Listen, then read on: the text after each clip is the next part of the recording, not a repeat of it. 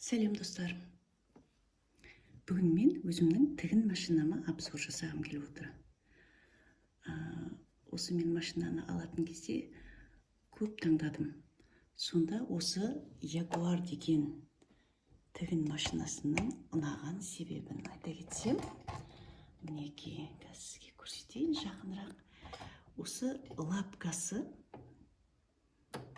жай ашылмайды, максимально әлде былай көтеріледі. Жақындап көрсетейін, мінекей. Максимально көтеріледі. Түскені, көтерілгені және еще максимально көтеріледі. Сосын осындай тігістері бар әртүрлі, бәрі жақсы тігеді. Ілгектері, ілгекті автоматически өзі тігеді. Осындай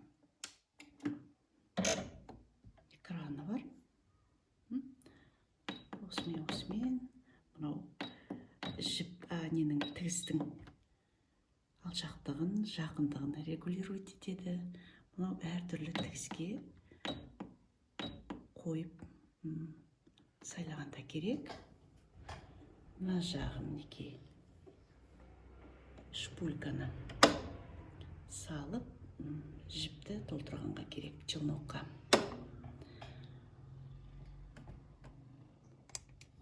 Және мынау алға артқа емес, мынау айтпақшы скорость. Былай жасап қойсаңыз, машинкаңыз жай жүреді. Мен даже көрсетіп жіберейін сіздерге.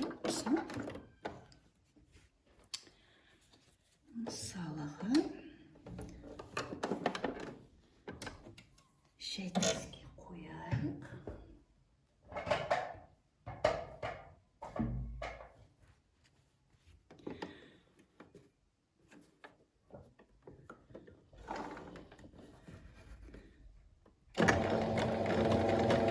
Мынау міне ең соңында тұрса, жай мінекей. Мынау ұшы қаттырақ. Мынау совсем қаттырақ. Осындай тігістері регулировкасы жасайды. Және де кейбір адамдар осы закрепка жасағанда қалай алға артқа жүретінін білмей жатады. Мысалы, мінекей, мен тігіп жатырмын, және міне тігіп жатып,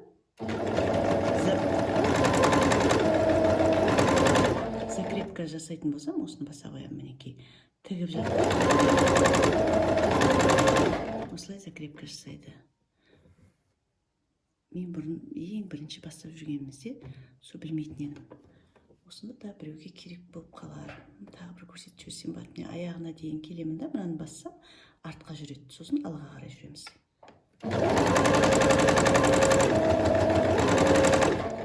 Көрдіңіздер ме? Осы машинкама мен көңілім бітеді. Көңілім толады. Осы 10 жылдан асты. Әлі жасап келатыр, және де өзі де бір түрі де өзі бір сондай әдемі. Осындай болып әшекейленген. Осы менің Jaguar деген машинкам. Мынау ең бірінші тіккен прихваткам.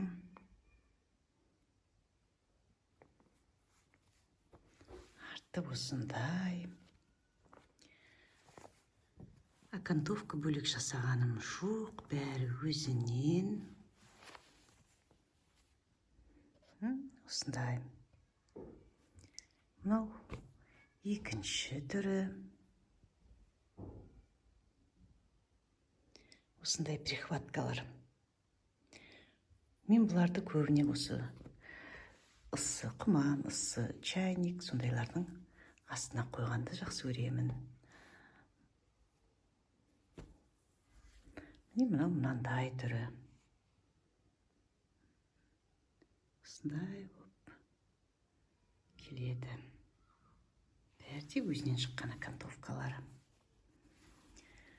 Осылай тіге берсеңіз, қандай тойға да осындай презеріңіз дайын болады. Бір азғантай уақытыңызды бөлсеңіз, осындай шашуға, презге беретін заттарды дайындап қоюға болады. Мынау осы тіккен кілемшем.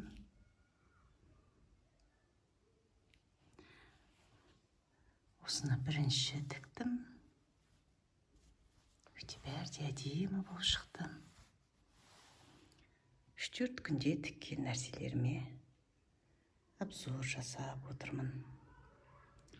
Қараңызшы қандай.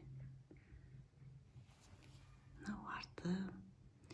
Негізінде артына фрезелин салып, мадай тіккені көрінбейтін қылып, басқа матадан жасап қоюға болады. Сол бұрынғысын солай істегенмін. Мынау бүгін тіккенім. Қараңызшы қандай жарқырап тұр. Айналасына да осындай орамалдан жасадым.